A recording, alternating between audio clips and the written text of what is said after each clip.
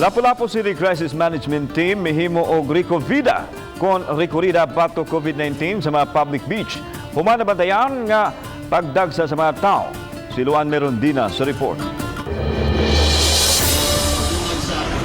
Face mask, ikaw ka pareho kay Basig Bunluha ikong birthday. Ang Mar Beach sa Marigondon, Lapu-Lapu City ang unang girombo sa mga sakop sa crisis management team kagahapon human masayre nga midagsa ang mga nangaligo. Ubos sa MGCQ, gituguta na ang pagpangaligo sa dagat ug uban pang mga tourism-related activities apan may limitasyon gihapon. Kumpiyansa ta, mobalik yun. Mobalik ning mga sakit, managhanasad ang nangamatay. Tanawa ang Israel karon, no?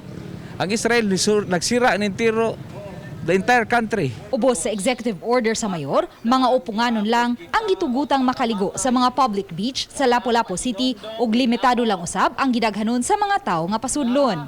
Gawa sa gihimong Recovida o Recorrida batok COVID-19, miapod-apod og mga leaflets ang mga sakop sa crisis management team aron pagpahimangno sa publiko sa mga health protocols nga gikinahanglang sundon aron malikayang matakbuyan sa virus. Karong adlaw, duha lang ka mga COVID positive case ang nadugang sa dakbayan sa Lapu-Lapu. MGCQ pasabot na ang virus, naara ang virus. Di ako, gikuyawan ko nga sunod semana managhan ang mga nangasakit. Labi na nga usab-usab ding panahon. Uban ni Godfrey Relien, Luan Merondina, Balitang Bisdak.